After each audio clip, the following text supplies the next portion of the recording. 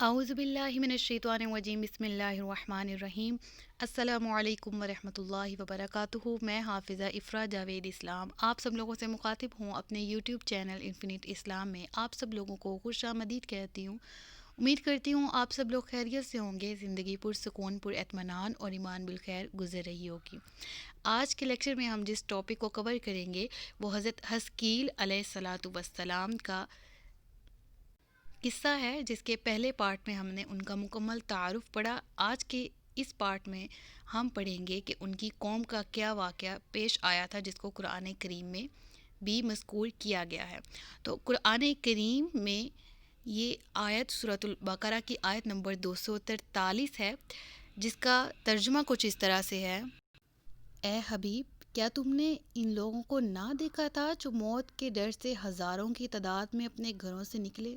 تو اللہ نے ان سے فرمایا مر جاؤ، پھر انہیں زندہ فرما دیا۔ بے شک اللہ لوگوں پر فضل کرنے والا ہے، مگر اکثر لوگ شکر ادا نہیں کرتے۔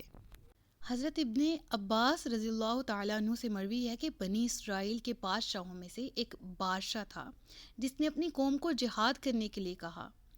تو گھروں سے باہر نکل کر وہ سب لوگ کہنے لگے، تو ہم تو اس زمین میں نہیں جائیں گے جہاں تم ہمیں لے کر جانا چاہتے ہو، کیونکہ وہاں پر ایک وبا پھیلی ہوئی ہے۔ اور وبا کون سی تھی؟ وہ طاعون والی بیماری تھی۔ اور اس قوم نے کہا کہ جب وہاں سے وہ وبا ختم ہو جائے گی، وہ بیماری لوگوں سے ختم ہو جائے گی، پھر ہم جائیں گے۔ الغرض کہ انہوں نے ایک طرح سے جہاد سے چھٹکارا پانے کے لیے ایک بہانہ ہی کیا تھا۔ تو اللہ تعالیٰ نے ان کے تمام کے تمام لوگ تھے جو جہاد سے انکار کر کے اپنی جان بچانے کی غرض سے گھروں میں بیٹھے رہے اور جہاد کا انکار کیا، اور یہ تعداد میں ہزاروں کی تعداد تھی ان کی۔ تو یہ اپنے علاقے میں، تو یہ جس جگہ پر رہتے تھے وہ ایک شہر میں ایک چھوٹی سی بستی تھی، اور یہ وہاں سے جب نکلے تو انہوں نے 2 پہاڑ تھے، ان کے درمیان ایک بہت بڑا میدان تھا، وہاں پر مقیم ہو گئے۔ اور وہ جو بستی تھی جہاں پر طاعون کی وبا پھیلی تھی اور انہوں نے جانے سے انکار کیا تھا، اپنی طرف سے وہاں نہیں گئے اور موت سے بچ گئے، اور وہ جو کھلا سا میدان ہے وہاں پر مقیم ہو گئے۔ اور ان کی تعداد کیا تھی؟ ہزاروں کی تعداد، اور روایت کے مطابق 10,000 ان کی تعداد تھی۔ تو یہ سب لوگ جب وہاں چلے گئے اور یہ سمجھے کہ موت سے بھاگ کر ہم نے جان چھڑا لی ہے، تو ابھی ان کا یہ گمان ہی تھا، تو اللہ تعالیٰ نے فرشتے بھیج دیے وہاں پر، جو ان کے سامنے آ کر کھڑے ہو گئے اور ایک ہولناک قسم کی آواز نکالی، جس سے سب کے سب بیک وقت مر گئے۔ اور وہ لوگ 8 دن تک اسی حالت میں رہے، یہاں تک کہ ان تمام کے جسم پھول گئے۔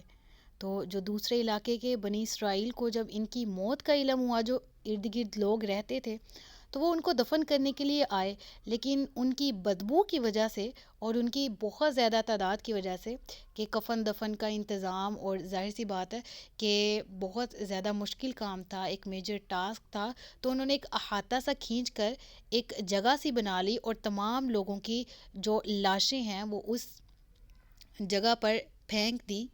یعنی پھینکنے سے مراد یہ کہ وہ جس جگہ پر موجود تھے اس جگہ پر ایک احاطہ سا کر لیا، ایک باؤنڈری سی بنا لی، اور وہ لوگ اسی جگہ پر تھے، تو وہ ان کو ان کے حال پر چھوڑ دیا گیا۔ تو پھر معاملہ کچھ اس طرح سے ہوا کہ ان کا حسب دستور، جس طرح ڈیڈ باڈی کسی بندے کی جان نکلتی ہے تو اس کی ڈیڈ باڈی گل سڑ جاتی ہے، استغفر اللہ، تو اس طرح ان کے ساتھ بھی یہی حال ہوا کہ حسب دستور عادت کے بالکل مطابق تمام لوگوں کی جو جسم ہیں وہ گل سڑ گئے، ہڈیاں ہی رہ گئیں، اور وہ دیوار کے پیچھے ہی موجود تھے۔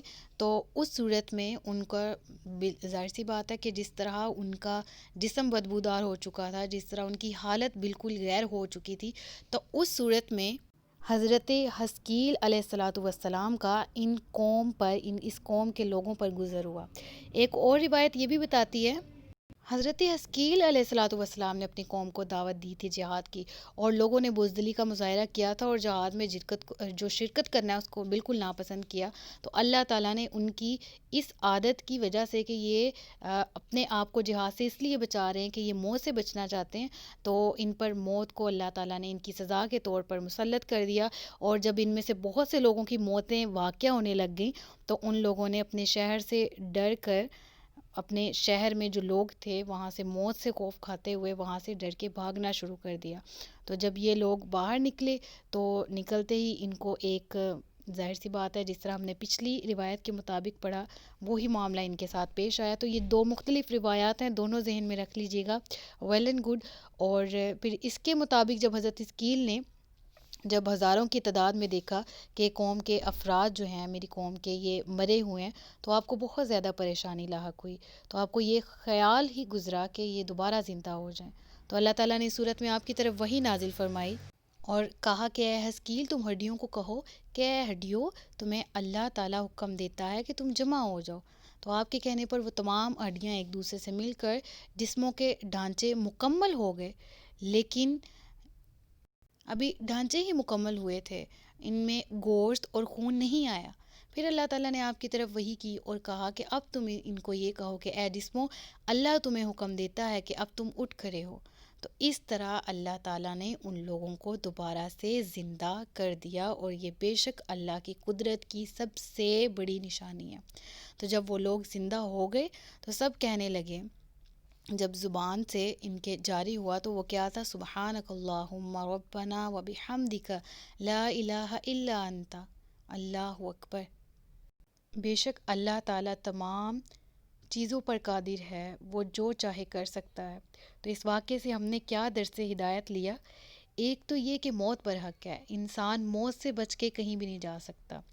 اگر ہم بعض اوقات کہتے ہیں نا کہ بدقسمت تھا اس سفر سے، وہ اس جگہ نہ ہی گزرتا، اس جگہ سے نہ ہی گزرتا تو شاید یہ ایکسیڈنٹ نہ ہوتا، اگر وہ وہاں نہ جاتا تو شاید بچ جاتا وغیرہ، ایسا کچھ نہیں ہے۔ موت کا جو وقت ہے وہ برحق ہے، موت آنی ہی ہے۔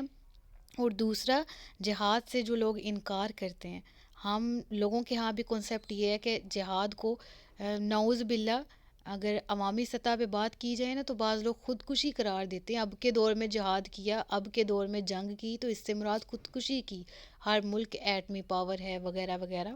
تو لیکن یہ چیز ہمیشہ یاد رکھی جائے کہ جب دین پر بات آ جائے اور جب جہاد ہر صورت میں لازم قرار دے دیا جائے تو مومنین جہاد سے نہیں ڈرتے، کیونکہ غزوہ بدر ہمارے سامنے ہے، ہماری تعداد صرف 313 تھی، جبکہ کفار ہم سے 3 گنا زیادہ تھے۔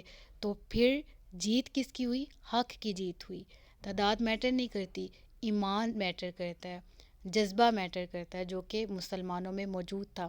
تو اسی طرح سے تفسیر کبیر میں امام فخر الدین رازی رحمۃ اللہ تعالیٰ علیہ تفسیر کبیر کی جلد 6 صفحہ نمبر 174 اور 175 اس میں فرماتے ہیں کہ اور تحقیق یہ روایت کیا گیا ہے کہ مردوں کو زندہ کرنے کا واقعہ اللہ تعالیٰ کے نبی حضرت حزقیل علیہ الصلاۃ والسلام کے زمانے میں پیش آیا، اور یہ مردوں کو زندہ کرنا اللہ تعالیٰ کے نبی کا معجزہ ہے۔ بے شک اس سے آپ اللہ کے نبی کی شان بھی واضح سمجھ آتی ہے کہ کس طرح ان کی خواہش سے، ان کی دعا سے اللہ تعالیٰ نے اتنے مردوں کو دوبارہ سے زندہ کر دیا۔ اور رہی بات یہ پورے مکمل درس ہدایت کی، تو ہمیں یہی سیکھنے کو ملتا ہے کہ بزدلی دکھا کے جہاد سے انکار کرنا یا بزدلی دکھا کے موت سے ڈرنا اور نیک کام نہ کرنا، یہ بالکل ایمان والوں کا شیوا نہیں ہے، جیسا کہ سورۃ الاحزاب میں بھی آتا ہے، قُل لَن يَنفَعَكُمُ الْفِرَارُ إِن فَرَرْتُم مِّنَ الْمَوْتِ أَوِ الْقَتْلِ، یعنی فرما دیجئے ہرگز تمہیں موت سے بھاگنا نفع نہیں دے سکتا، خواہ موت سے بھاگو یا قتل سے، موت اپنے وقت میں آ کر ہی رہتی ہے۔ اللہ تعالیٰ ہم سب کا خاتمہ ایمان بالخیر کرے، ہم سب کو عظمت جہاد کو سمجھنے کی توفیق عطا فرمائے، ہم سب کو اپنی نافرمانی سے بچائے، اور ہم سب کو ہمیشہ اپنے صابرین، شاکرین اور عاجزین بندوں میں شامل فرمائے۔ وما علینا الا البلاغ المبین۔ اللہ سے دعا ہے کہ میرے پڑھانے میں جان بوجھ کر یا انجانے والے میں ہونے والی غلطی یا کوتاہی کو معاف فرمائے، ہم سب کو علم نافع عطا کرے۔ اپنا خیال رکھیے گا، اپنے سے زیادہ دوسروں کا۔ تاجدار ختم نبوت زندہ باد، پاکستان ہمیشہ زندہ باد۔ السلام علیکم ورحمۃ اللہ وبرکاتہ۔